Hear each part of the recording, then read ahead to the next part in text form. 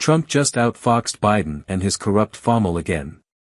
Top Democrats have reportedly encouraged the president to grant preemptive blanket pardons to a slew of Trump's adversaries. President-elect Donald Trump just blew up Joe Biden's pardon plan.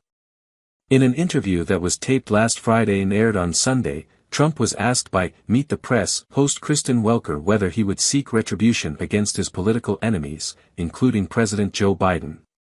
He insisted that vengeance is not his top priority. Rather, he said, "I'm really looking to make our country successful." Poor President Biden, there goes his hopes of protecting himself and his family from possible prosecution. Let me explain. Top Democrats have reportedly encouraged the president to grant preemptive blanket pardons to a slew of Trump's adversaries, including Representative Adam Schiff, Democrat California, and former NIH Director Dr. Anthony Fauci, supposedly to protect them from his wrath. They suggest that the nominations of Kash Patel to head the FBI and Pam Bondi for Attorney General endanger the former president's political foes, and that Trump world is bent on vengeance. Democrat leaders want Biden to protect them with a wave of his pardon wand. Issuing preemptive pardons is an offensive idea, but also so outlandish that it must be a smokescreen. My guess, Biden hopes to bury pardons of his family members among many others, hoping the public will be so outraged about pardoning, for instance, former Wyoming Republican Representative Liz Cheney, who participated in the J6 committee, they will not notice Jim or Hallie Biden on the list. The president has already pardoned his son Hunter, getting him off the hook for misdeeds known and yet unknown. Why not extend the same protections to other family members who have been cited by the House Oversight Committee as pocketing money from Hunter's activities? The more immunities granted, the fewer investigations and the safer Joe Biden himself will be. Politico, which broke the blanket pardon story a few days ago, reported that the proposal was being considered by aides to the president, but had not been condoned by Biden himself. This does not pass the smell test. It is inconceivable that such a controversial idea would be leaked without the president's approval. Also, the piece notes that even though top Democrats are lobbying for a raft of pardons, the potential recipients are not party to the discussions.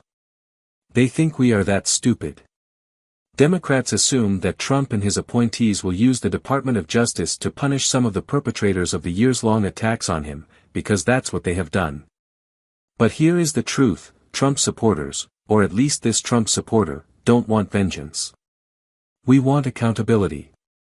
Accountability for Russiagate, the elaborate hoax cooked up by Hillary Clinton's campaign that undermined Donald Trump's first 4 years in office. We want accountability for the DOJ giving Joe Biden and Hillary Clinton a slap on the wrist for their mishandling of classified documents. Remember the boxes next to Joe's Corvette and Hillary using bleach bit on her laptop, but indicting Donald Trump for his. We want someone punished for the cover-up of Joe's mental decline, punished for allowing a sniper to lie on a roof and almost kill Trump, for the disastrous pullout from Afghanistan that cost 13 service members their lives, for tens of thousands of fentanyl deaths and for so much more.